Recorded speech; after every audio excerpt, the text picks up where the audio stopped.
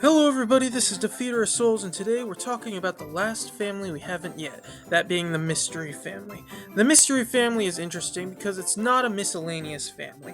It doesn't consist of all the monsters they didn't categorize, but rather an extremely specific set of monsters. These monsters usually consist of bosses that were either from the game that the Mystery Family is appearing in, or bosses from previous games in the franchise. So, with this interesting tidbit, let's take a look at them throughout the series. So, now that we know what the Mystery Family is, take a look at how they appeared in the original Dragon Quest Monsters game. They were a rather small family, and they consisted entirely of basically final bosses from the first 6 Dragon Quest games. There's a few exceptions here.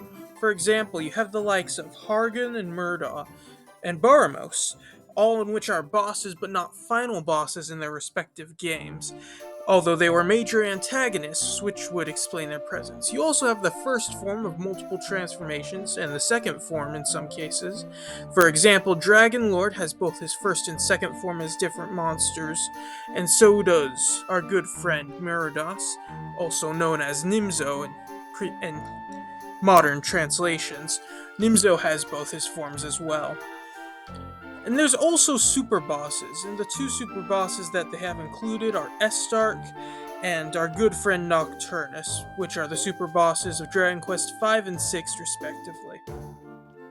Now, this is a small but fitting selection of monsters, because it consists of those who need to be there, but could technically fit in other categories. For example, Dragon Lord has dragon in the name and could easily fit in the dragon family, but because of his status as a final boss in Dragon Quest I, he's instead a member of the Mystery Family. Number 2, Dragon Quest Monsters 2 follows this tradition and just adds on to it. With Dragon Quest VII now being released, you'll also have Ogodamir, and his forms are also available in the Mystery Family. However, there's also one more guy here that's interesting, and small spoilers alert, although you probably don't care.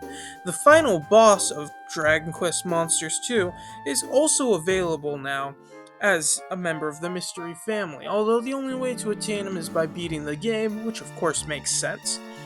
This whole thing makes sense because it's still a boss of a game, in this case, the game in which the monster appeared in, and they don't really fit as any other member of any other family because they're just weird. Maybe the Demon family, but not really. Now we'll go on to Dragon Quest Monsters Joker. This one's gonna be fun because the Mystery Family was technically completely abolished. Not. Here's the thing. All the members that were previously a part of the Mystery Family were put into different categories. Dragon Lord was given his dragon status, Nimzo became a demon, etc. So what happened? Well, they replaced the Mystery Family with a new family known as the Incarni, or the Incarnus. This consists of one monster that is incredibly relevant to the story of Joker, that has multiple forms throughout the game. They're not the final boss, and the final boss himself isn't technically a member of this family. It just consists of the Incarni family. This is rather interesting because it means Joker's sticking with tradition of absolutely messing with the families that were pre-established in previous games. Moving on to Joker 2, they do us a favor and they rectify this by bringing back the Mystery Family, in which they combine the Mystery Family we've seen in the first few games and the Incarni that were added in Joker. By mixing them together, you get a nice, even spread of mystery members without it being as janked up as it usually happens in Joker. We're going to skip Joker 3, and finally, Dark Prince also keeps the Mystery Family. And for the Mystery Family, they, once again, include multiple bosses and notable monsters from multiple games in the Dragon Quest franchise.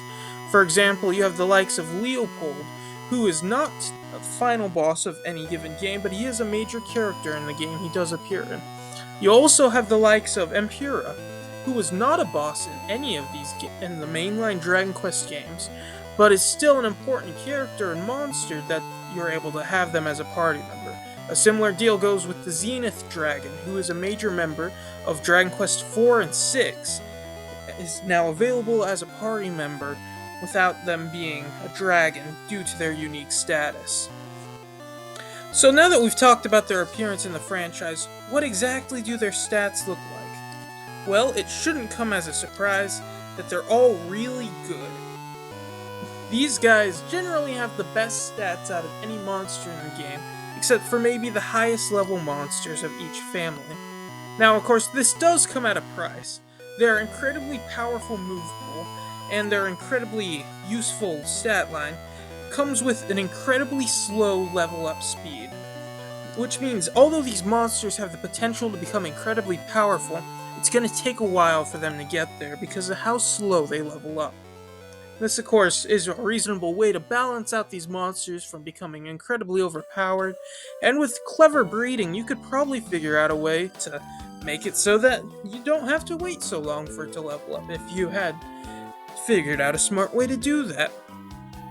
Of course, being bosses, they're even better than this because their resistances are off the charts.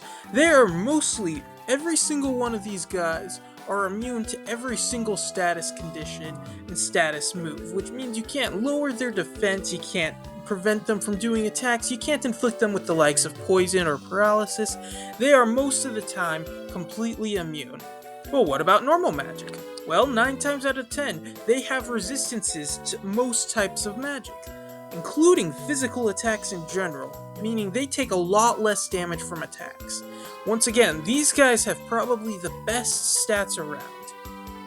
They level up slowly, but is that really enough to counteract how ridiculously powerful these are? Not alone. Mystery Mark member families also have one more big weakness, and that's the fact that they are an incredible pain to fuse. They often require ridiculously complex chains just to be able to get into your mystery monster, often requiring a lot of high-level fusions and breeding in order to even get the materials to create your monsters. Is it worth it? Yes, it is definitely worth it, but you're going to have to take a lot of time to get the monster you want. A mystery monster is not really one you're going to go on a nice casual playthrough unless you're really feeling like grinding for a while, even with their crazy resistances and stats. Now, at this part of the video, I'd usually talk about notable members of the mystery family. However, I kind of can't do that without listing the final boss and major bosses in every Dragon Quest game. So, just satisfy yourself with the knowledge that generally, you take whatever game has come out, most recently, in this case, we'll take a look at Dark Prince.